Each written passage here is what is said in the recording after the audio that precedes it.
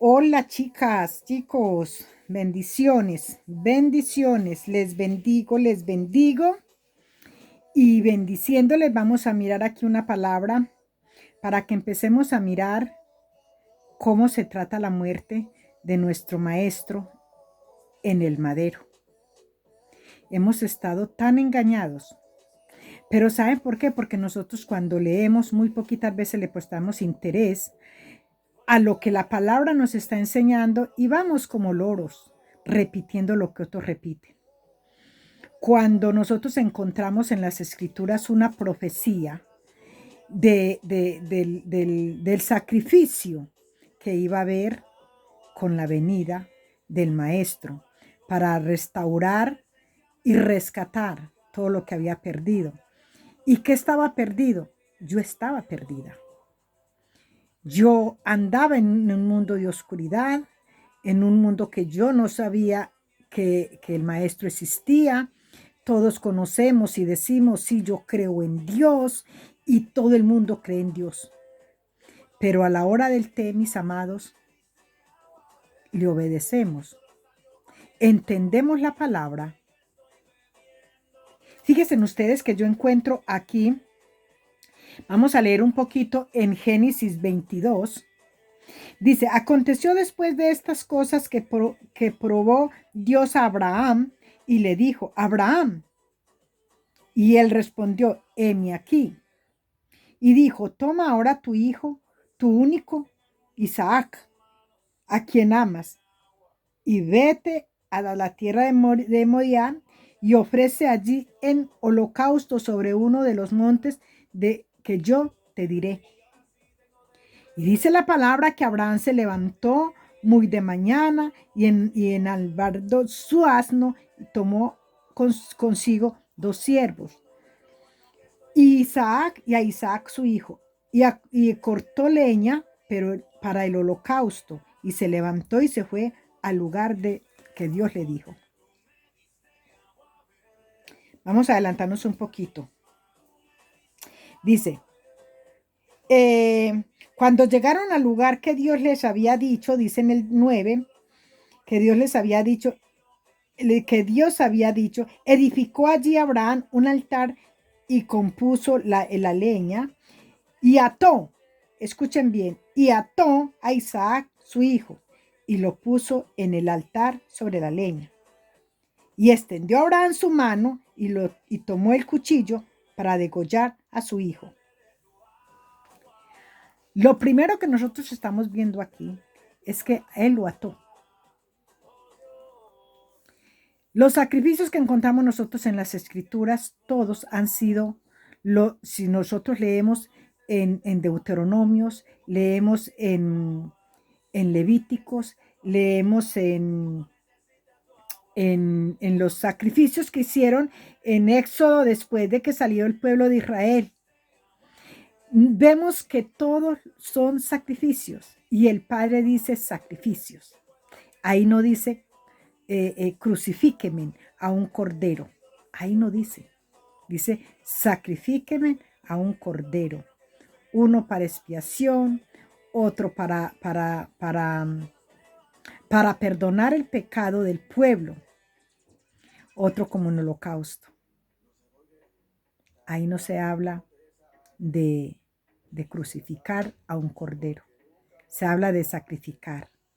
Y nosotros sabemos que nuestro Señor vino, y dice la palabra, que vino como cordero, fue llevado al matadero. ¿En dónde dice? En Isaías 53. Como cordero. La gente cree que al decir como cordero es porque no dijo nada, porque dice que fue llegado al matadero, porque dicen que cuando se mata un cordero, y yo recuerdo que mi papá mataba a esos corderos cada fin de año y los corderitos morían calladitos, no se sentía, no hacían bulla ni nada. Mi papá les enterraba el cuchillo, los amarraba, las patitas y las manitos, y los degollaba. Asimismo, el sacrificio que el pueblo de Dios hacía para el Maestro para el Señor. Y asimismo es el sacrificio que este varón iba a hacer con su hijo Isaac. Si nosotros vemos que en Isaías 53 dice la palabra que nuestro Señor fue llevado como cordero al matadero, ¿cómo nos venimos a encontrar la palabra que dice que fue crucificado? Nuestro Señor Jesús, o sea, Yeshua, no murió crucificado. Lastimosamente, a nosotros la Biblia no nos engaña, la Biblia no nos miente, pero los que escribieron todo el antiguo pacto nos taparon, nos ocultaron toda la verdad de la muerte del Maestro en el madero. Él no murió crucificado. Él murió atadas sus manos encima de su cabeza y sus pies. Él murió atado. Él no murió crucificado. La cruz no tiene nada que ver. Es más, en Gálatas 3:13, vamos a mirarlo, que no lo tenía, pues claro, no lo tenía en el momento, pero lo vamos a mirar, lo que dice en Santiago. Vamos a mirar, denme un tiempito para que lo podamos encontrar. Gálatas 3:13 dice, mira cómo lo ponen, Cristo. ¿De dónde se inventaron la palabra Cristo? Esa palabra no existe. Esa palabra es una blasfemia contra el Maestro. Si nosotros miramos todas las cosas que aquellos judíos o aquellas personas en aquel tiempo que llevaron a Jesús al madero, todas estas palabras se las decían en burla al Maestro. Dice, nos redimió de la maldición de la ley, hecho por nosotros maldición, porque está escrito, maldito todo el que es colgado en un madero, no crucificado. Mire la palabra que dice aquí, Él murió en un madero. Él no murió en una cruz. Él murió en un madero. Y si a ustedes les gusta tanto mirar esas películas que se sacaron, estos religiosos se sacaron unas películas de la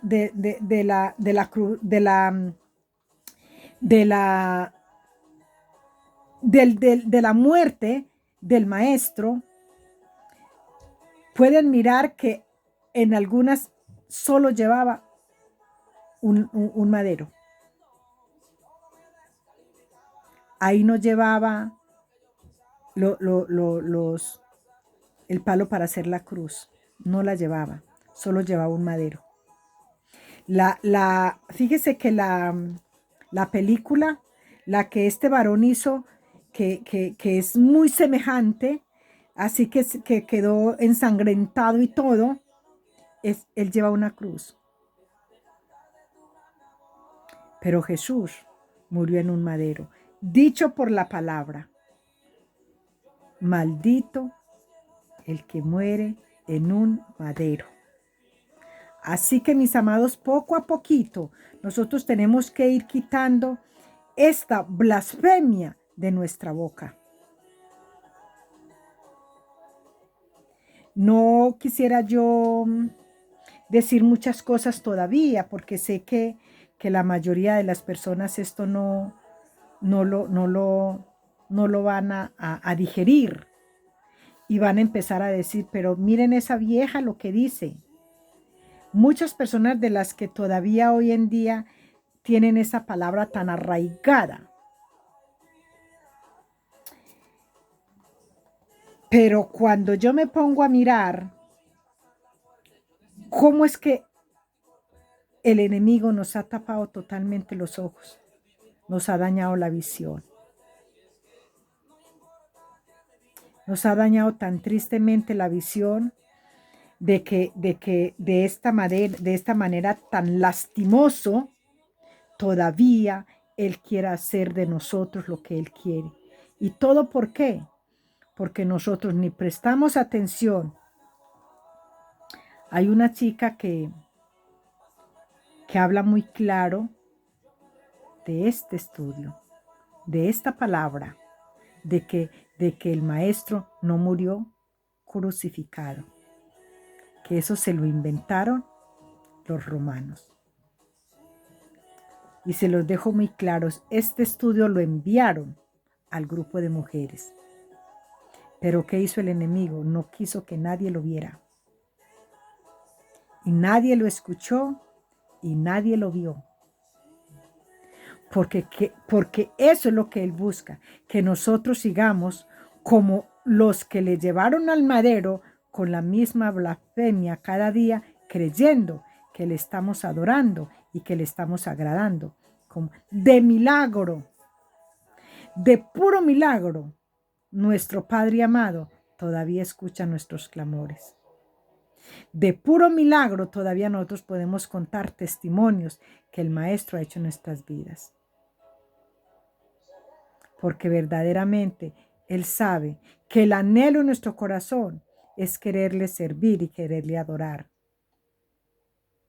Pero lo que nos han estado enseñando cada día en las escrituras después del antiguo pacto, encontramos nosotros tanta blasfemia. Es más, te voy a decir una cosa. Y a mí no me gusta poner estos temas en mis grabaciones porque la idea que yo tengo es solamente llevar el mensaje de Dios. Pero si usted se empieza a escuchar las enseñanzas que está dando el supuestamente Papa, usted se va a enterar. Ojalá pudieran seguirle para que de ahí aprendamos todo lo que está escrito aquí.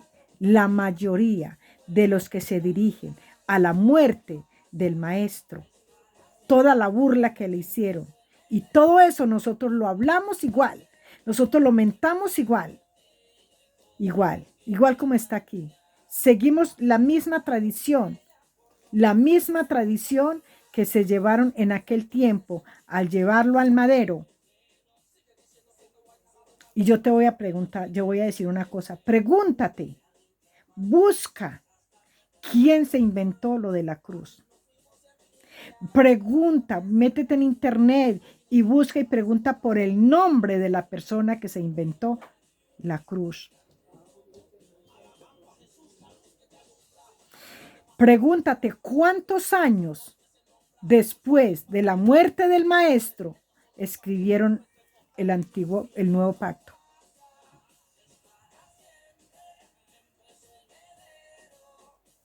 O sea, es que son muchas las preguntas las que nosotros tenemos si queremos salir de esa situación. Si queremos salir de todo este engaño que nos hemos encontrado y culpable no es la palabra, no es la escritura, es lo que estas personas cubrieron con una palabra no adecuada para cubrir la verdad del maestro, para seguir la misma herejía, lo mismo que hicieron, que cometieron en aquel tiempo de la muerte del maestro, que esta misma herejía, esta misma blasfemia siga hasta el día de hoy saliendo de nuestras bocas. Eso es lo que ellos siempre buscaron con eso. Y claro, y hasta hoy lo han logrado. Hasta hoy lo siguen logrando. Y hay gente que le fascina en toda oración. Lo que más mientan es esa palabra. Y péguele con Jesucristo. Y péguele con Jesucristo. ¿Quién se inventó la palabra Cristo? ¿De dónde salió esa palabra? ¿Quién fue el que decidió llamar al Maestro Jesús? ¿Quién tomó esa decisión? ¿Cuál es el verdadero nombre del Maestro? ¿Qué significa? Todo eso tenemos nosotros que preguntárnoslo. No podemos seguir engañados. La palabra es libre. La palabra da sabiduría y entendimiento. Hemos visto multitudes de congregaciones, yo las he visto, donde tienen una cruz, donde todavía tienen una cruz. Y llevan años enseñando la palabra. Y les voy a decir una cosa. ¿Qué sería de mí? Me pongo yo como ejemplo primero. ¿Qué sería de mí si yo me pudiera conseguir? Que Dios sabe que yo lo quiero. Conseguirme uno de sus tabernáculos. Bueno, es que el Señor solo tuvo un tabernáculo, pero eso es un símbolo. Si yo tuviera uno de sus símbolos en casita, me calificarían quién sabe de cuántas cosas, porque es una realidad. Es algo que fueron los decretos del Señor desde que salió el pueblo de Israel. Pero claro, el que en los altares tiene una cruz, de ese sí no se dice nada, porque eso es lo que el enemigo ha buscado. Que nosotros podamos terminar engañados, porque para eso vino él, a engañarnos, y nos hemos dejado engañar. ¿Todo por qué? Porque vivimos colgados como el corazón, brincando, porque en vez de buscar la palabra, en vez de escudriñar la palabra, en vez de empezar a buscar qué fue lo que sucedió en el madero, seguimos con las mismas palabras, con que aquella gente lo llevaron al madero, solo que esto le pusieron un poquito más. Por eso muchas veces yo en las oraciones venía tanto tiempo preguntándome eso. Al Señor no lo sujetó en el madero esos clavos. Al Señor lo sujetó al madero, lo tuvo sujeto hasta la muerte, el amor por ti y por mí. Eso de la cruz, eso de los clavos, todo esto se lo inventaron. Y hasta el sol de hoy, la misma burla de aquellos tiempos la seguimos trayendo nosotros. Mis amados, les bendigo y les pido un favor. Empecemos a entender la verdadera palabra del Padre, para buscarle tal y como Él es y darle su nombre, su único nombre, el que Él se merece y el verdadero. Ya no más de Jesucristo, ya no más. Bendiciones, les amo.